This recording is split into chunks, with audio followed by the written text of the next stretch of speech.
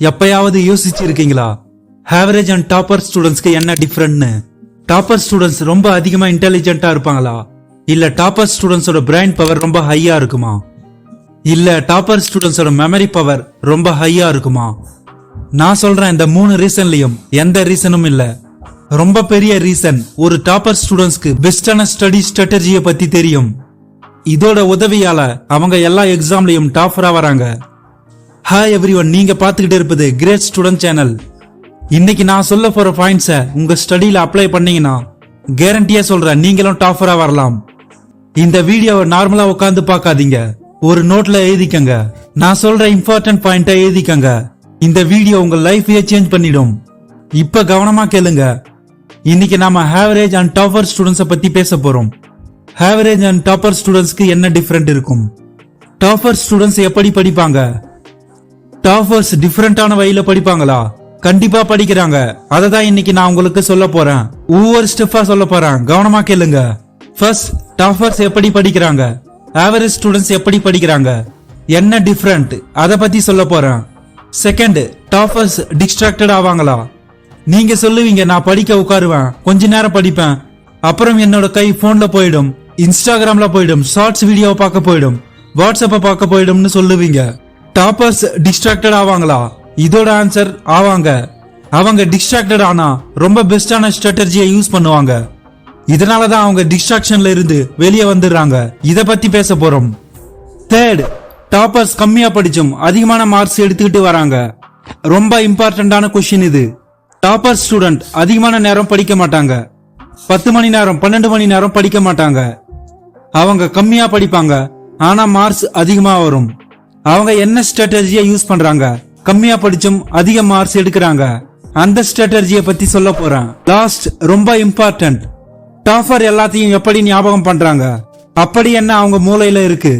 அவங்க மூளையில எதுவும் இல்ல. ஞாபகம் வைக்கிறதுக்கான ஒரு சில வழிமுறை தெரியும். இதனால டாப்பர்ஸ் எல்லாத்தையும் ஞாபகம் வச்சுக்கிறாங்க. ஃபர்ஸ்ட் பாப்போம், டாப்பர்ஸ் எப்படி படிப்பாங்க. கவனமா பாருங்க. முதல் step, small targets. Majorly students என்ன பண்ணுவாங்கன்னா ரொம்ப பெரிய மிஸ்டேக்க பண்ணுவாங்க. அது என்னன்னா அவங்க என்ன யோசிப்பாங்கன்னா, மோட்டிவேஷனா இருக்கும்போது நான் 95% எடுத்துக்கிட்டு வருவேன், கிளாஸ் ஸ்டாஃபா வருவேன்னு ஒரு கோலை ரெடி பண்ணுவாங்க, டார்கெட்டை ரெடி பண்ணுவாங்க. 12 மணி நேரம் படிக்கிறதுக்கு 12 மணி நேரம் படிப்பேன்னு யோசிப்பாங்க. அங்கதான் அவங்களோட மோட்டிவேஷன் கம்ப்ளீட் ஆகும். ஏன்னா நீங்க வருஷம் ஃபுல்லா படிக்கவே இல்ல, இப்ப யோசிப்பீங்க 12 மணி நேரம் படிக்கிறதுக்கு. படிக்க முடியுமா? பாசிபிள் இல்ல. உங்க மூளையும் யோசிக்கும் 12 மணி நேரம் எப்படி படிக்கிறதுன்னு. இதனாலதான் ஸ்மால் டார்கெட் ரெடி பண்ணணும். 12 மணி நேரம் படிக்க கூடாது, 2 இல்ல 3 மணி நேரம் படிங்க, ஃபுல் கான்சென்ட்ரேஷனோட. அப்புறம் உங்க டைமை இன்க்ரீஸ் பண்ணிக்கிட்டே போங்க. டாப்பர்ஸோட முதல் ஸ்டெப் இதுதான். டாப்பர்ஸ் என்ன பண்ணுவாங்கன்னா படிக்க ஸ்டார்ட் பண்ணுவாங்க, 2 மணி நேரம் படிப்பாங்க, அப்புறம் கொஞ்சம் கொஞ்சமா இன்க்ரீஸ் பண்ணிக்கிட்டே போவாங்க. இதுதான் one of the most important step. அடுத்து, don't follow many books and teachers. நிறைய ஸ்டூடெண்ட்ஸ் என்ன பண்ணுவாங்க, ஒரு டீச்சர் கிட்ட மேக்ஸ் படிப்பாங்க, மறுபடியும் அடுத்த டீச்சர் கிட்ட யூடியூப்ல அதே சாப்டரை படிப்பாங்க, வேற வேற சோர்ஸ்ல இருந்து படிப்பாங்க. இந்த மாதிரி பண்ணக்கூடாது. டாப்பர்ஸ் என்ன பண்ணுவாங்க, அதிக டீச்சர்ஸ ஃபாலோ பண்ண மாட்டாங்க, அதிக புக்ஸ ஃபாலோ பண்ண மாட்டாங்க. அவங்க ஒரு சில புக்ஸ படிப்பாங்க, ஒரு டீச்சரை ஃபாலோ பண்ணுவாங்க. இதனால அவங்களோட டைமும் வேஸ்ட் ஆவறது இல்ல. நீங்க என்ன பண்றீங்க, ஒரு சில டைம் இங்க இருந்து படிக்கிறீங்க, அங்க இருந்து படிக்கிறீங்க, வேற ஒரு டீச்சரை ஃபாலோ பண்றீங்க. இது போல படிச்சா பாதி டைம் கன்ஃபியூஷன்லயே போயிடும். அடுத்த ஸ்டெப், செல்ஃப் நோட்ஸ். உங்ககிட்ட டைம் இருந்தா செல்ஃப் நோட்ஸ் ரெடி பண்ணுங்க. வெரி இம்பார்ட்டன்ட், சயின்டிபிக் ஃபேக்ட் சொல்றேன். நாம எழுதுனா அது நம்ம மூளையில உட்காரும். இது சயின்டிபிக் ஃபேக்ட். நீங்க எழுதுனா, நீங்க நோட்ஸ் ரெடி பண்ணா ஆட்டோமேட்டிக்கா உங்க மெமரியில ரிட்டைன் ஆகிட்டே இருக்கும். ஆனா உங்க எக்ஸாம்க்கு டைம் கம்மியா இருந்தா நீங்க மத்தவங்களோட நோட்ஸை ஃபாலோ பண்ணலாம். டைம் இருந்தா உங்களோட நோட்ஸை ரெடி பண்ணுங்க. Number 2, toppers distraction hack. டாப்பர்ஸும் டிஸ்ட்ராக்டட் ஆவாங்க, ஆனா அவங்க எப்படி வெளியே வராங்க, எப்படி சால்வ் பண்றாங்க? இப்போ ஒரு எக்ஸாம்பிள் பார்க்கலாம். ஒரு ஸ்டூடெண்ட் சுரேஷ் ஆவரேஜ் ஸ்டூடெண்ட்ஸ். இவர் யோசிக்கிறாரு, நான் 6 மணில இருந்து படிக்க ஸ்டார்ட் பண்ணுவேன்னு. அப்புறம் டிஸ்ட்ராக்டட் ஆயிடுறாரு, மெசேஜ் வந்துருது போன்ல.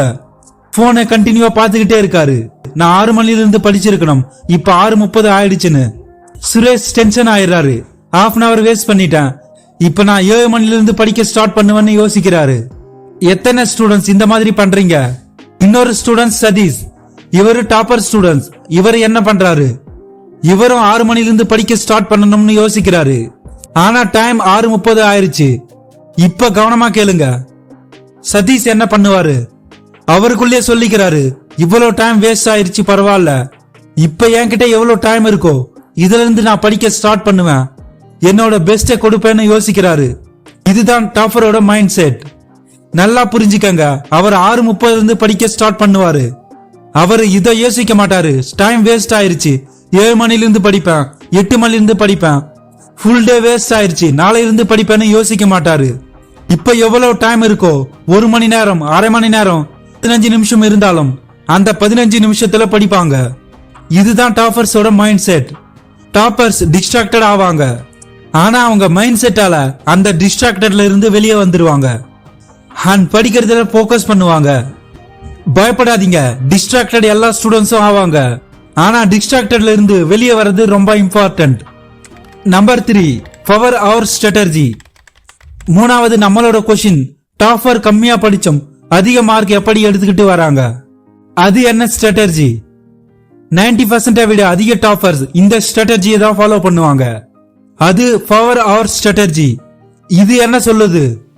இது பழைய காலத்துல இருந்து நடந்துகிட்டு வருது. இந்த டெக்னிக்கோட அக்கார்டிங் படி நீங்க உங்களோட ஒரு நாளுக்கு 1 மணி நேரம், வெறும் 1 மணி நேரம் ஃபுல் கான்சென்ட்ரேஷனோட உட்கார்ந்து படிக்கணும்.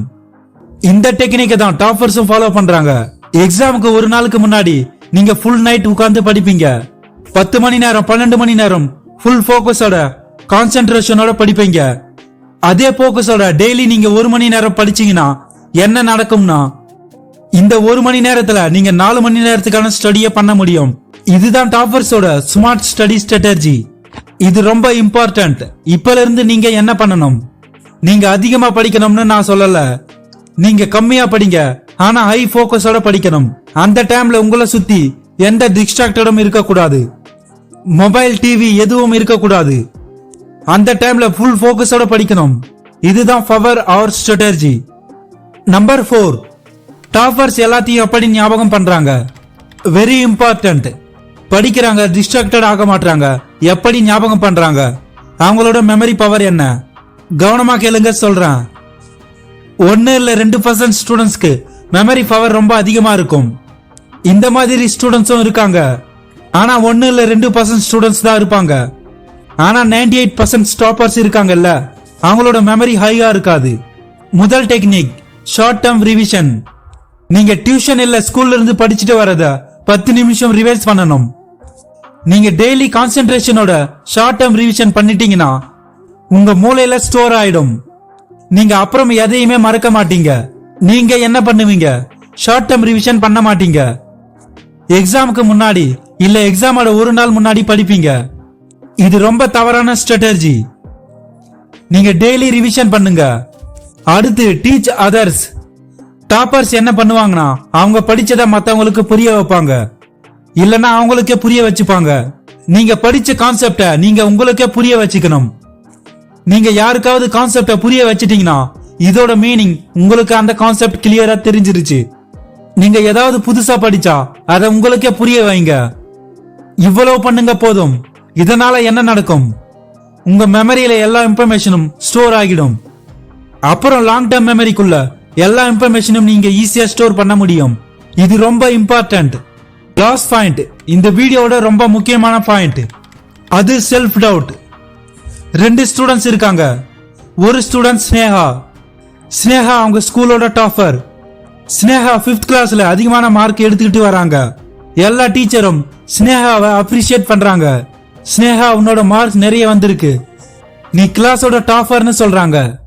இதனால ஸ்னேகாவுக்கு செல்ஃப் கான்பிடன்ஸ் வந்துருச்சு, நான் படிக்கிறதுல ரொம்ப பெஸ்ட்னு. இதனால ஸ்னேகா 6th டாப்பா வந்துடுறாங்க, 7th டாப்பா வந்துடுறாங்க, 8th 9th 10th டாப்பா வந்துடுறாங்க. இது ஏன் பாசிபிள் ஆச்சு?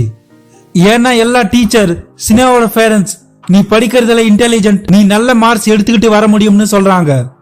இதனால ஸ்னேகாவுக்கு செல்ஃப் கான்பிடன்ஸ் வந்துருச்சு. அடுத்த ஸ்டூடெண்ட்ஸ் ரோஹித். ரோஹித்க்கு 5th கிளாஸ்ல மார்க்ஸ் கம்மியா வந்திருக்கு. அவரோட பேரண்ட்ஸ் நீ படிக்கிறதுல வேஸ்ட்னு சொல்லிடுறாங்க. அவரோட செல்ஃப் கான்பிடன்ஸ் சுத்தமா டவுன் ஆயிடுது. இதனால ரோஹித் எப்பவுமே மார்க் அதிகமா எடுக்க முடியல. 7th 8th 9th 10thல எப்பவுமே மார்க்கை எடுக்கல. ஏன்னா அவர்கிட்ட செல்ஃப் கான்பிடன்ஸ் இல்ல. அவருக்கு செல்ஃப் டவுட் வந்துருது. ரொம்ப பெரிய ப்ராப்ளம் செல்ஃப் டவுட். இந்த டைம்ல நீங்க ஏன் டாப்பர் ஆக முடியலன்னு தெரியுமா? உங்க மேல உங்களுக்கு கான்பிடன்ஸ் இல்ல. நீங்க நினைப்பீங்க என்னால படிக்க முடியாது, நான் எப்படி பண்ண முடியும்னு. இது டாப்பரால தான் முடியும்னு நினைப்பீங்க. நீங்க ஏன் பண்ண முடியாது? உங்களுக்குள்ள என்ன கம்மியா இருக்கு? Same teacher, same book, same brain, பண்ண முடியும். கண்டிப்பா பண்ண முடியும். ரொம்ப இம்பார்ட்டன்ட் பாயிண்ட், நீங்க உங்களுக்குள்ள கான்பிடன்ஸை கொண்டு வரணும். அந்த கான்பிடன்ஸ் இல்லனா பண்ண முடியாது. எந்த எக்ஸாமையும் கிராக் பண்ணணும்னா, அதிக மார்க் எடுக்கணும்னா செல்ஃப் டவுட்ல இருந்து வெளியே வாங்க. செல்ஃப் கான்பிடன்ஸை கொண்டு வாங்க.